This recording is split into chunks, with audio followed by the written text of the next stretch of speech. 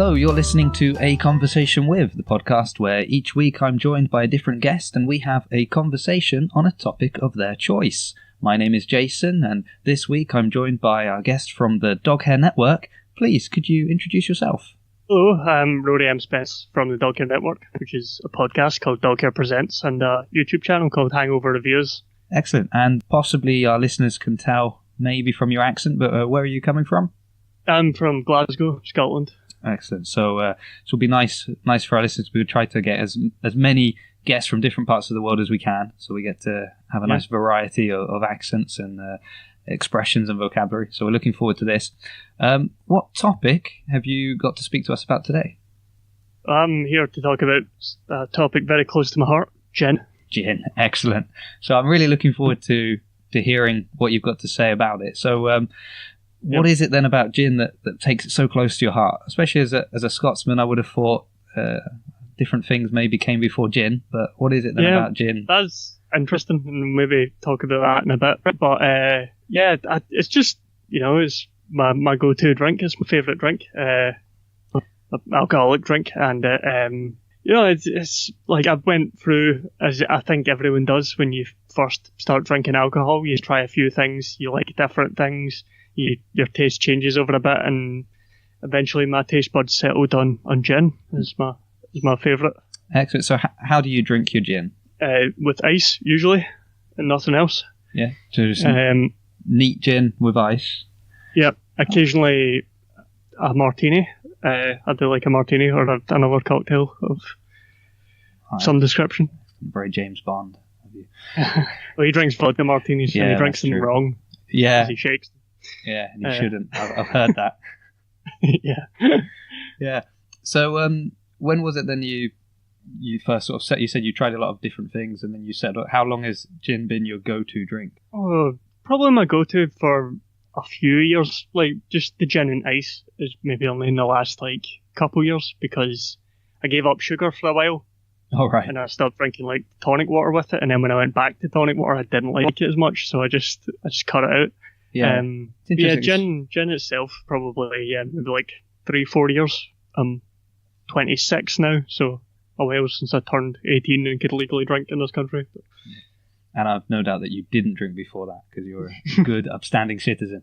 Yeah, that's correct, yep. Exactly, just as I thought. So, so no, I've listened to your podcast, so I know you like to go into the history of things, you like to make a little bit of research, so I'm sure you've got some interesting information you can tell me about gin. Yeah. So share some knowledge with us. You've never done one on gin. Excellent. So we've got some fresh information here. It is on the list to do, yeah. But gin originally comes from the Netherlands. From a Dutch spirit called Genever, which is quite similar to whiskey in a way, but is flavoured with juniper berries. Juniper berries being the predominant flavour in gin. For it to be called gin, it has to be the predominant flavour. Is there a particular then brand of gin that is considered to be sort of the most authentic, or the best one, the closest to that kind of original?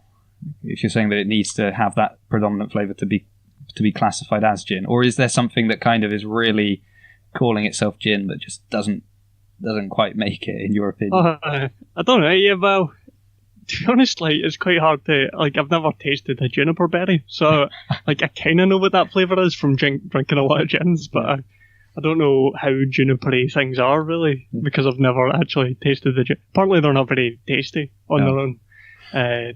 Quite strong sort of piney flavour, I've been told.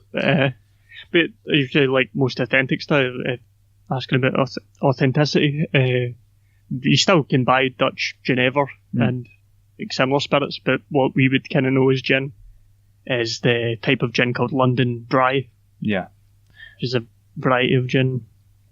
So is there a particular brand that is your go-to? Oh, depends what for. I have different ones for drinking straight, drinking in certain cocktails, drinking my martini. Right. I would pick a different one. Well, for your favourite that you said was just straight gin with ice. Yeah. What would you be drinking? Probably my favourite for just with ice is Monkey 47, which is a German gin. and has a very gin is like isn't just juniper berry flavours. It has loads of like different botanicals in it. Is sort of why it has such a large variety of flavours. And one of the botanicals in this is pine, and it is very and you can kind of only drink it with just ice, I've found, because it doesn't. It's not a flavour that mixes with anything. So what was the brand again? Sorry. Monkey 47. Monkey 47. I feel like if I'd seen that, I would have remembered. So where do you get that from? Yeah, it's quite uncommon. You get it in like sort of proper like spirit shops, like off licenses. But I don't have to go all the way to Germany to get it. No, you can buy it in the UK. It's quite expensive. Yeah, like all alcohol in the UK. Yeah, but this particularly, it's about £50 for a 50 cl bottle. Yeah. Which is why I don't have it on hand most of it, even though it is one of my favourites. Yeah. And you never give it to your guests. No. Oh, brilliant. So, is there anything else in particular? Like, so I've had gin, like the kind of classic, just sort of, gin and tonic, or... Yep. I'm not sure if I've just tried it on its own or just with ice. I think it's always kind of been offered with something, if that makes sense. Yeah. See, not many people do drink it just with ice, I found, but it's I don't know why. I don't see why everyone always makes it with... Even, like, I've asked for it in some bars, and, like, bar staff have been like, just with ice, and been a bit confused by the question. Well, I'm going to have to try it now. I'll be honest, and this will circle back maybe to what you mentioned before, because I did ask my wife to pick up some gin, because I said, we're going to talk about gin. Let me have a drink of gin while we're having a chat about gin. And she came home with a bottle of whiskey. And I said, I got you your whiskey. And I said, I'd asked for gin. And to which she replied, I thought you said the guy you were going to speak to was Scottish.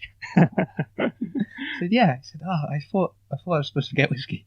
So so you said, So I said sort of, we'd kind of imagine coming from Scotland, you guys are quite famously known for other drinks. So is there any relationship between, like, is there a Scottish gin, or is there There is a ton of Scottish gin at the moment. It's a really big industry in Scotland right now. Oh, wow. And it's doing really well.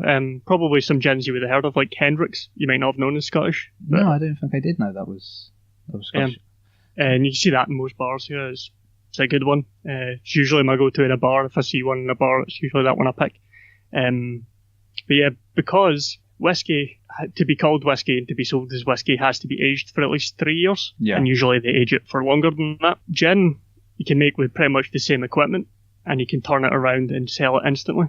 All right, so there's no big storage needed. You can just kind of get it in, get it out pretty quickly. And so we have the facilities to make spirits. So we've turned a lot of distilleries have turned to making gin. Oh, that's interesting. Are there a lot of gin drinkers in Scotland, or is it mainly being exported out to other places, do you think? No, I would say so. It's quite popular, right? Usually, gin and tonic is usually the go-to for most people. But yeah, it went through like a big popularity. Here in Glasgow, there's a couple really good gin bars with a focus on gin. Yeah, I've seen that's something that's kind of popped up a lot. Well, again, you were saying that you were, when you turned 18, so you've had your time to this. I kind of left the country as soon as I turned 18. So right, yeah. So I wasn't hanging around in a lot of bars before that. So it might be that it's always been around. But one thing I sort of noticed coming back was a lot of places that were kind of specializing in huge varieties of gin, and it's almost like a wine list now. You go in and there'll be kind of, well, here's the list, and here are the different gins, and this is the best one for this and for that, as you said, different mixes. Any suggestions for our listeners if they want to try something other than just straight gin? Is there a particular? So you mentioned like a martini. Anything else that you could recommend? And if so, what kind of gin do they need? What else are they going to be mixing in? For a martini, what you want, I would say, try it with something nice and a type of gin that's quite subtle flavours, because as I said, like, there's a huge variety of flavours in gin. Something like a Sipsmith, which is a very nice English gin, makes a really nice martini, or something with a bit of spice to it. If you like a bit of pepperiness to it, the one I'm drinking right now has a bit of pepperiness to it. It's called Bulldog. It's another English one. something like that for a martini is really nice. A cocktail called a Negroni, quite a popular one. It is gin and Campari. Oh, right, okay. You can tell how much time I'm spending in bars these days. You know, family man, so it's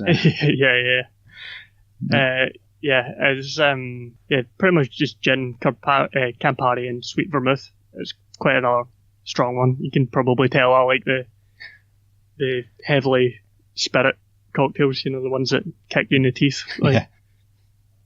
Oh, it's really interesting because I think I've said on a couple of the podcasts so far that I completely kind of changed. You know, what I would drink when I moved to Italy. Mm-hmm. Obviously, it's a predominantly wine country, so I sort of moved to pretty much just drinking wine. That was my go-to alcoholic drink, the wine, and I'm a pretty boring person, so I drink a lot of water, and then and then like red wine, and that's kind of it. So I'm terrible at knowing what's in any kind of any cocktail or what you should put with what. I've experimented from time to time. I've made some real disasters. Is there anything you shouldn't mix with gin? Well, or let me rephrase the question because that's a bit, petrol, diesel. Is there anything that maybe people might mix with gin, thinking, this works well with other spirits, I'll throw it in with some gin, and it's not going to work? I can't think of, because gin, like I said, it has a variety of flavors as well, and some are very subtle. You could almost use them like a vodka in place of a vodka. Yeah. Which goes with everything because it's just kind of nothing, you know what I mean? But it's, not with certain types of gin, certainly, like I said, that Monkey 47, you put up with anything and it just tastes awful because it's such a heavy pine flavour. It just doesn't work then. Because I have witnessed somebody mix gin with Coca-Cola. Yeah, I've done that. And that did not taste good. It's alright. It depends on the gin again. Yeah. But it's just... I have a feeling it was Gordon's. Well, Gordon's mixed with anything is terrible, so... Yeah, not That's also made in Scotland, by the way. Is it? I always just found it amazing, because I again, it's, here it's the taxes that kind of put the prices up on everything. So I remember finding a bottle in Italy and just looking at it and going, it's amazing that it costs less to buy it here than to buy it where they're making it, kind of. Yeah. The export stuff is actually better as well. The export gardens is better than the stuff they sell here. Yeah. Is there a reason for that? The yellow, I don't know. It's different stuff, but it tastes better. Is it not? Is it just because you're on holiday? maybe. Just because you paid less for it. Yeah. You feel more satisfied. Any other interesting facts you can share with us about gins? No, I can't think of one now. Minute we move on, something will come to me, I'm sure. That's So I suppose you were talking about in Scotland that it's something that is being produced a lot there. Yep. So is that like a recent thing that there's been this change, or has it been a long time that they've been producing gin in Scotland and I just was never aware of it? Well, obviously, like I say, like Gordon's and Hendrick's made here, and they're quite established gins. So it has been happening, but there's been a lot more. I think it kind of took off with the sort of craft beer type thing as well, of like people making, people are more, I think, interested in alcohol these days and don't just buy whatever's on the shelf, Yeah, whatever's cheapest. So I think there's been a sort of upsurge of it recently with that sort of market. All right. Is it something then that's sort of helped out the economy at all? Is it now a lot of people are working this, or it was really just kind of before we were making this and now the same people were making something else? There is obviously a lot of new businesses entirely that started out of it as well. Because it's not just the fact that we have the facilities to make it or the knowledge to make it. It's, we have good botanicals here. We grow good stuff, and we have good water, which is really the main ingredient. Yeah. Do you know much about the process of making gin? A little bit, but it's not terribly interesting. I could go into it, but it's basically your basic distilling of whatever really, but grain spirits really. You boil the spirits, you take the top end and the bottom end off it, and go for that a couple of times if you like, and just get it down to the stuff that's drinkable, and then you add flavour into it, juniper berries and whatever your botanicals are. So we've asked you about your favourite. I suppose the next most interesting question would be, what's the worst? Probably Gordon's is one of the worst, even though it's like ubiquitous. Yeah, it's the one you see everywhere. Yeah, it's not good though. See, if you give me the option between like most supermarket brands and Gordon's, I would take the supermarket brands. Really? Because some of them are actually right. Tesco's, Sainsbury's, decent gins they make.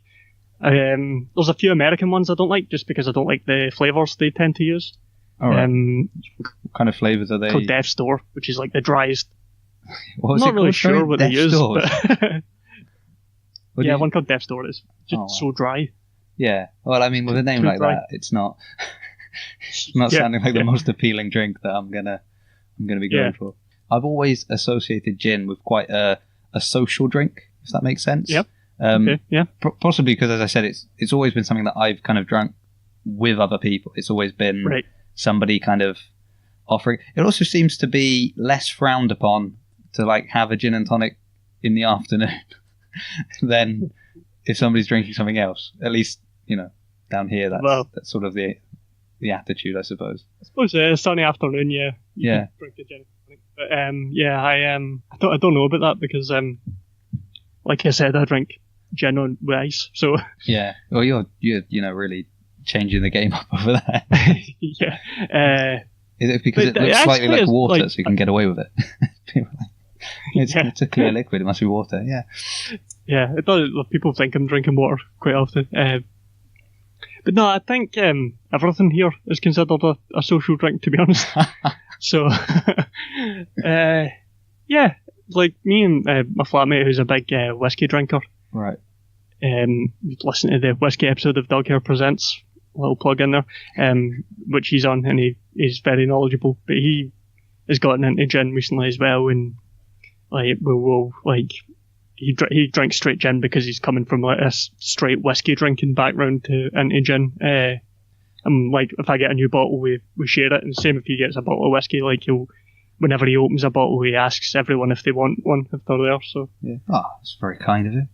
Yeah, this is the problem we have here is that I don't have an alcohol cabinet, so sort of we'll buy something and then that's the only thing we have.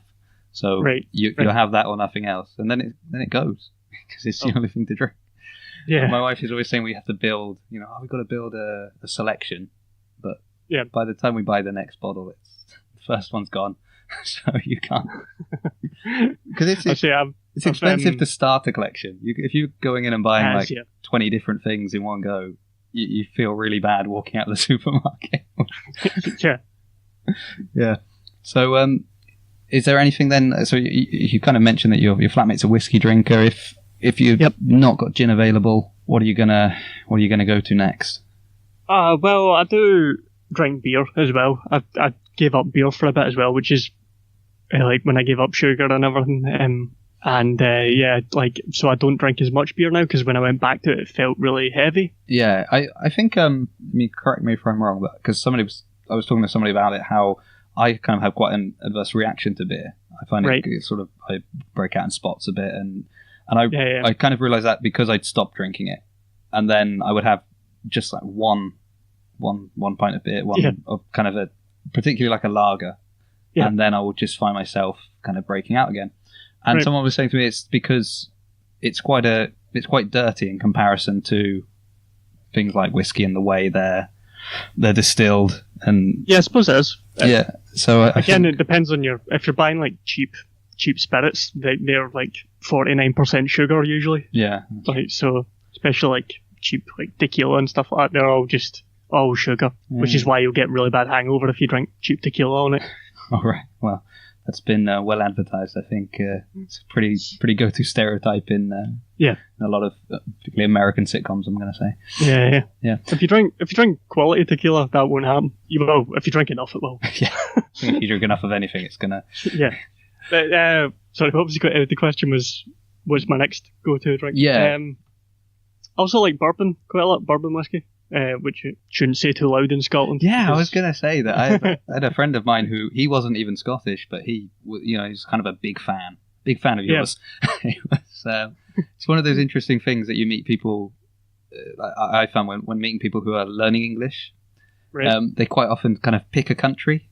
Yeah. And so you meet some that they're so pro-America, like they love Americans. And you'll meet some that they, for some reason, picked Ireland or Scotland, and just maybe they went there on holiday and they kind of just liked the place or something. So they become so passionate about a country they've visited twice. And he was the same. He came to my house once and saw that I had a bottle of bourbon. What are you doing? This isn't proper whiskey. You've got to have this. Anyway, so this is normally the point where I flip it onto you. So I've asked you questions about your topic, that is gin. I've already shared a few of my points with you, so it's going to make it more difficult for me now on the second part. But do you have any questions for me about your topic, that is gin? Yeah, but I think you kind of mentioned it, but you would go for your drink of choice would be wine. You said red wine. If you were going to drink alcohol. Yeah, probably. It depends, because if I'm drinking at home, or if I'm going out for a meal, like at somebody's house, I've been invited, I'd take a bottle of wine. Right. It's generally not my go-to though if I'm out, just because it's much easier to order a drink than I find like ordering a glass of wine is really kind of disappointing, because you're never sure how much they're kind of going to put in the glass, and then you're like, well, should we order a bottle? But we're probably not going to, depending on how many people you are, or if you're sharing, or if it's just you, it's sort of difficult to judge wine. Yep. In which case I might, choose a drink off the menu that they've kind of got there. But but if it's sort of us, just my family, what are we going to have? Yeah, I think red wine's going to be the go-to most of the time. Right. So would you ever go in for like cocktails and stuff?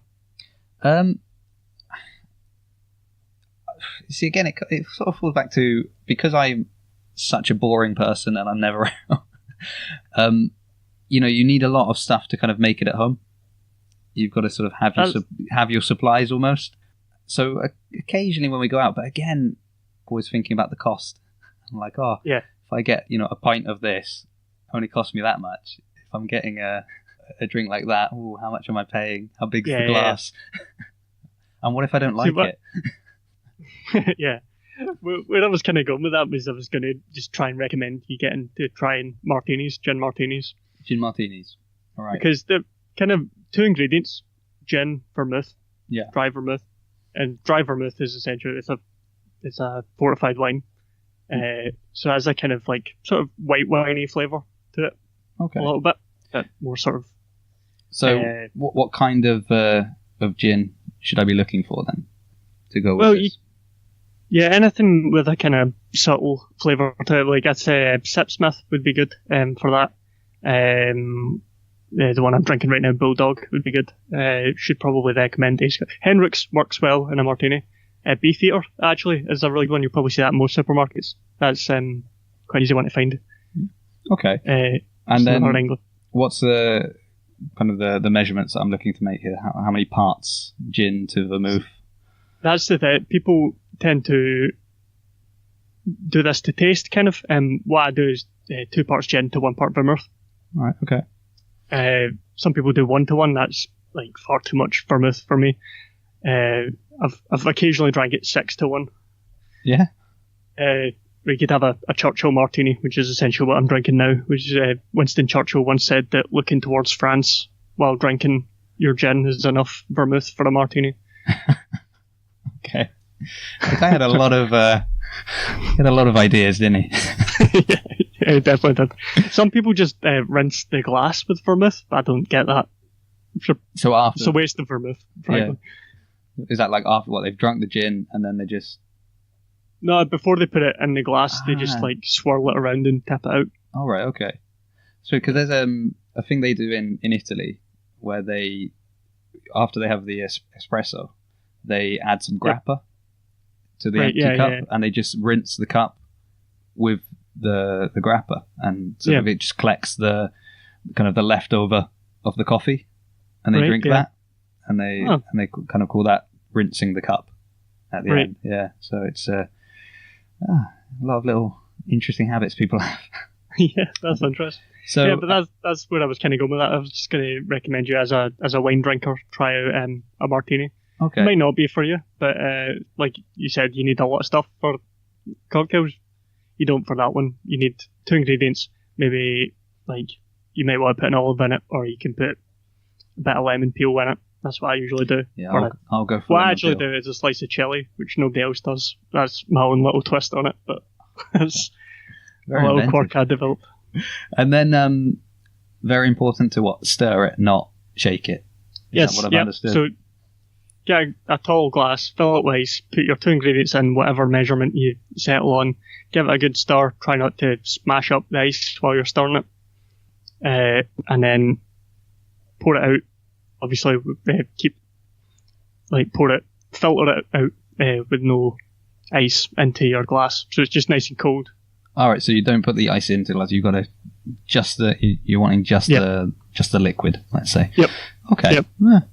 I'm going to have to try this. I'll get back to you. I'll let you know Please do. how it went. Let me think of other questions for you. So, yeah, where you're from? Being English is obviously known as an English drink. Would you say it was popular at the moment in England? Yeah, I think so. I was surprised, as I said, like I just sort of pulled into a kind of family pub for a lunch, and even there was kind of this gin selection, and then there's quite a few places, because I live in Bath, but I'm not from Bath, so right.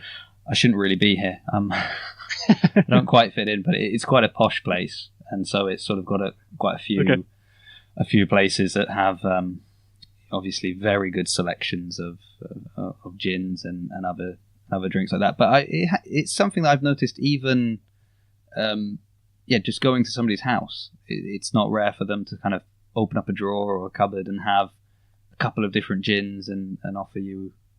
Yeah. But that being said, I've only ever had it offered as a gin and tonic, and maybe the only variation has been what kind of tonic they're using. So maybe a flavoured tonic as opposed to a tonic water. But you said, is that something you're strongly opposed to? I guess not opposed to it, but there's a lot of that, and it's really unnecessary. I think it's a weird thing that's developed. It's like a sort of culture that's developed around tonic water. Yeah. It's strange, in my opinion, as someone who doesn't really drink it. Yeah, well, you can't even have like plain tonic water now because you're finding that too sweet. So imagine if I give you one of these kind of super sweetened, artificial flavoured tonic waters, you're just gonna throw it at me. Well, it's been really interesting having a chat about it. I don't think I've ever spoken to someone about gin, to be honest, apart from would you like some gin? That's about the length of the conversation. But it's interesting, and it actually fits in nicely with kind of the purpose that was behind the podcast when we first sort of came up with the idea. Yeah. Was that I used to teach a lot of people that were like working in businesses where they needed to speak English.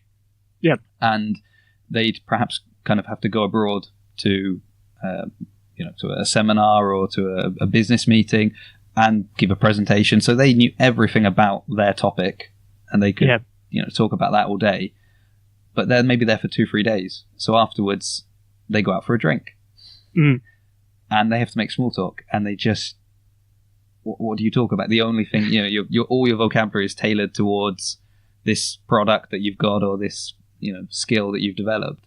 So actually being able to have a long chat about a drink could be quite useful, because probably they're out having a drink at the time that they need to do this. So any of you are listening, you're welcome. So sorry if you don't like gin and all you can talk about now is gin. Yeah. That would be brilliant if they have to keep ordering it because it's the only thing they can talk about and they just hate it. And every time they're drinking it, they're thinking about you. Well, it's been really nice having you on. I hope that we can get you back for another episode in the future, because I know, looking through some of the topics on your podcast, you've got a lot of interesting things that you've clearly researched or had an interest in at one point. Yeah. So we hope to get you back. So now we just want to wrap up. So, well, just maybe before we finish, if you just wanted to once again mention your podcast, was it Doghair Presents? Yeah, Doghair Presents, as you alluded to, it's a podcast where I talk about and have guests, and used to have a co-host where we talk about things where we're interested in detail, but research involved and deep diving into these topics and hopefully teaching people a bit about them. Yeah, it is interesting. So if anybody is looking for some more topics that they don't find on here, you can always head across there, and you might find something very interesting and maybe learn something. Would be nice. So I will put links in the description of this episode. So if you are interested in finding out any more information about that, just click one of the links below. As for us here at A Conversation With, if you want to get in touch with the show, if you've got a topic that you'd like to share, you can email us at aconversationwithpod@gmail.com. You can get us through Twitter or Instagram at ACWpod, or you can just visit the website aconversationwithpod.com, and all the links and information will be there as well. We've also started a second podcast, myself and my wife, where we are reviewing episode by episode the TV series Lois and Clark, The New Adventures of Superman, and that is our podcast, The Old New Adventures of Superman. So once again, the links are always there on aconversationwithpod.com. So until next week, I want to say thank you for listening, and we'll see you next week. Goodbye, everybody.